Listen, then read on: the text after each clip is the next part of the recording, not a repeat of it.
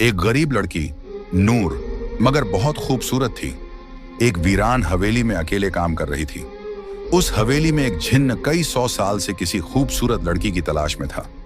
जिन्न ने नूर को दौलत का लालच दिया और उसकी मोहब्बत में सब कुछ भूल बैठा। जो उसने उस मासूम लड़की के साथ किया, उसे देखकर आपकी रूह कांप जाएगी।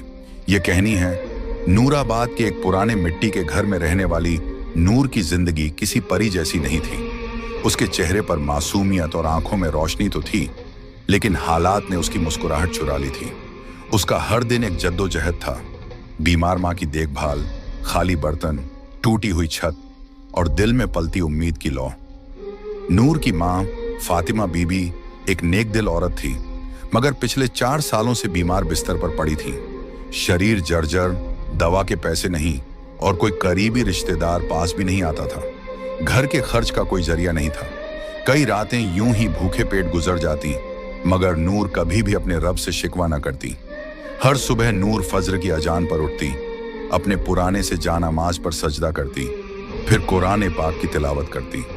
उसकी दुआओं में एक ही इल्तिजा होती, या अल्लाह मेरी माँ को शिफा दे और हमें हलाल रोजी का जरिया अता फरमा। गांव में बहुत से लोगों ने उसे बुरे रास्तों की सलाह दी। कुछ ने शादी का लालच दिया तो कुछ ने नौकरानी बनाने की पेशकश। बट नूर हर बार सिर्फ एक जवाब देती, मेरे रब ने जो लिखा है वही बेहतर है, मैं अपना सब्र नहीं बेच सकती। फिर एक दिन गांव की एक बूढ़ी औरत ने उसे बताया कि जंगल के किनारे एक वीरान हवेली है, जहां सालों से कोई टिकता नहीं, मगर अब मालिक लोग शहर में हैं और वहां काम करने वाले की जरूरत है। मेहनत का अच्छा पैसा मिलता है। नूर ने माँ की आंखों में झांक कर देखा, कमजोरी, दर्द और बेबसी। उसने फैसला कर लिया, अगर हवेली में शैतान भी हो तो अल्लाह की कलमा और तिलावत के साथ जाऊंगी। माँ से इजाजत ली, 2 रोटी और कुरान की छोटी किताब झोली में डाली और निकल पड़ी एक ऐसे रास्ते पर जहां उसके सब्र और ईमान की सबसे बड़ी आजमाइश होने वाली थी। जिस हवेली की तरफ नूर रवाना हुई थी, उसका नाम था शमसी हवेली, जो कभी जमींदार नवाब जैनुल आबिदीन शमसी की रिहाइश हुआ करती थी।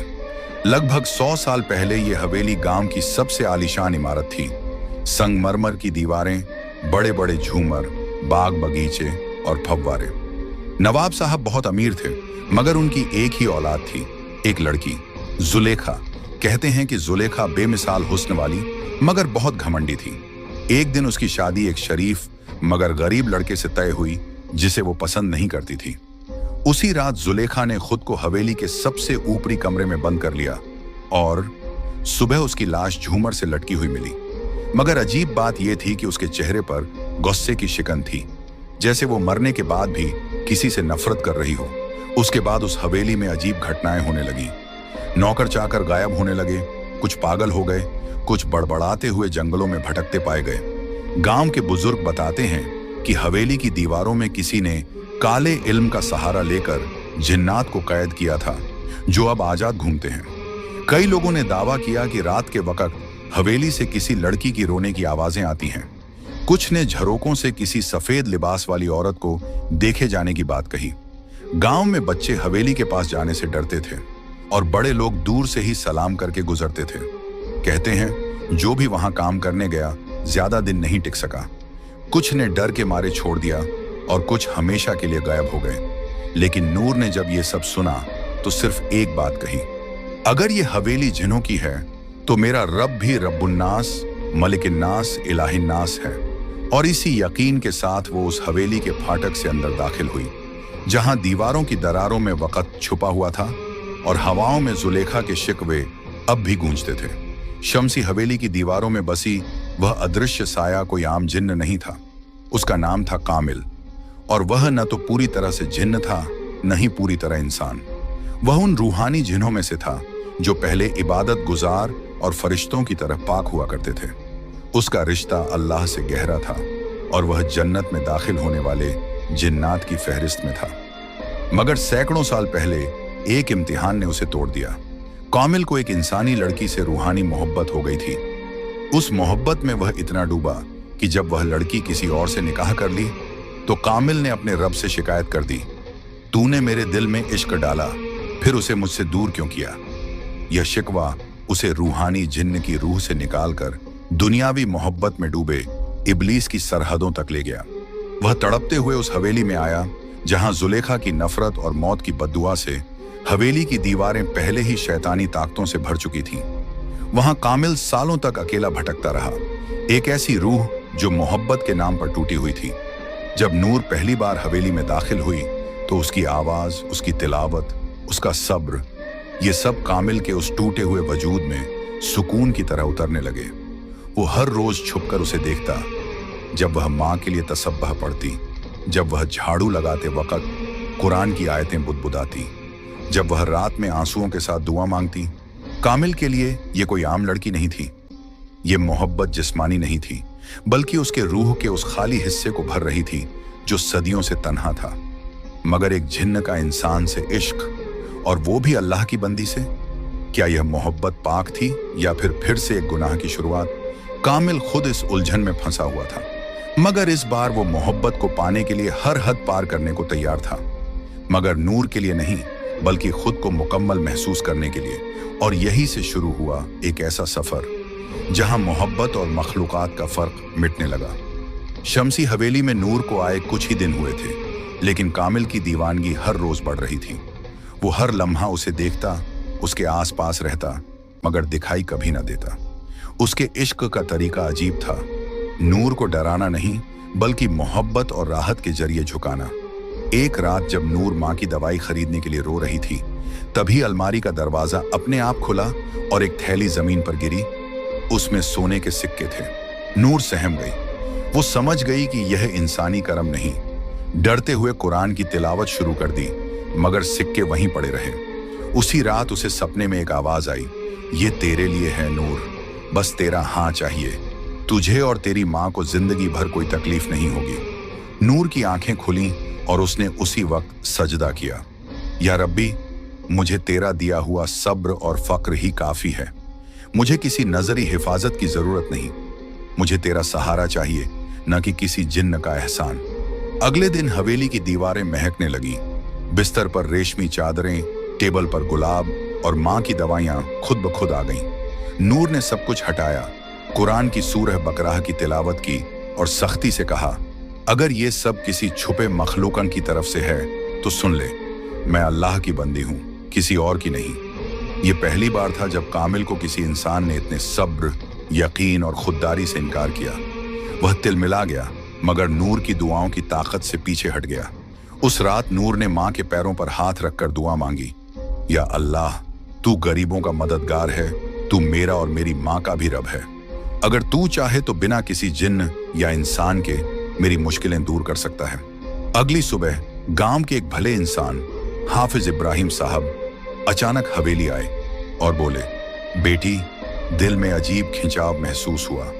लगा कि किसी पाक रूह को मदद की जरूरत है। नूर की आंखों में आंसू आ गए।